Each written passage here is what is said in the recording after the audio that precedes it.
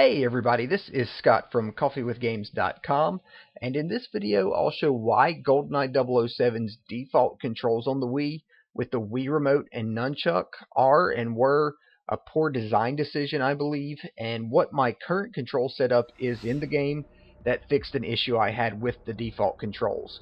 When the original GoldenEye 007 released on the Nintendo 64, I purchased it day one and I played it a lot.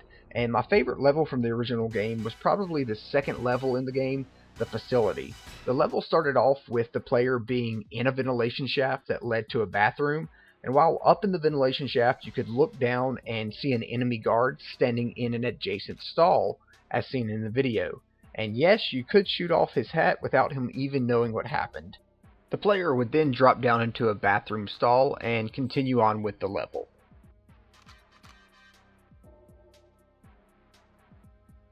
I also purchased GoldenEye 007 on the Wii Day 1 this past November, and I started playing with the default control setting, and after playing through the first level, I thought the game controlled pretty well. It wasn't until the second level, the facility, that I noticed an issue with the game's default control setting. Just like in the original game, in the Wii version you work your way through a ventilation shaft to a bathroom, but when I approached the opening to look down into the bathroom, the Wii Remote's cursor started messing up and was not being recognized by the sensor bar, causing a red error circle to appear on the screen, as you can see in the video right now. Even when I moved the sensor bar to the bottom of the television, the red error circle would still appear when I tried looking down into the bathroom from up in the ventilation shaft using the default controls. At this point, I opened up the game's control settings and started to adjust them. The first thing I adjusted was my dead zone, or the bounding box as it's sometimes called, and the game's default dead zone is 50 wide by 40 high as is shown right now. I actually adjusted my dead zone box to 25 wide by 15 high.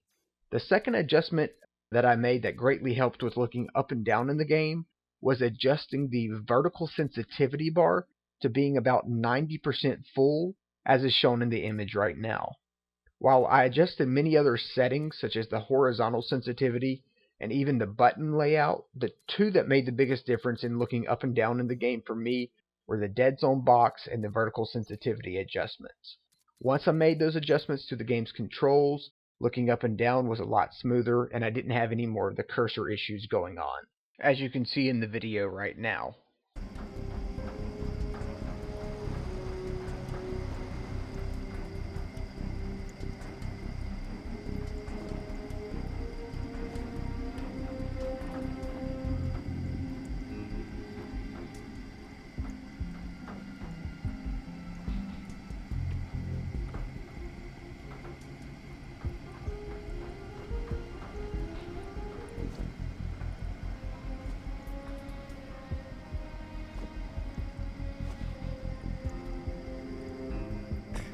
You can find a link in this video's description to a post that includes images of the game's default controls compared to my current control setup in GoldenEye 007 that I play with. If any of you have made adjustments to GoldenEye 007's Wii Remote and Nunchuck controls yourself that you really like, feel free to leave a comment on this video on YouTube, letting others know what adjustments you made, or on this post on CoffeeWithGames.com, and thanks for watching.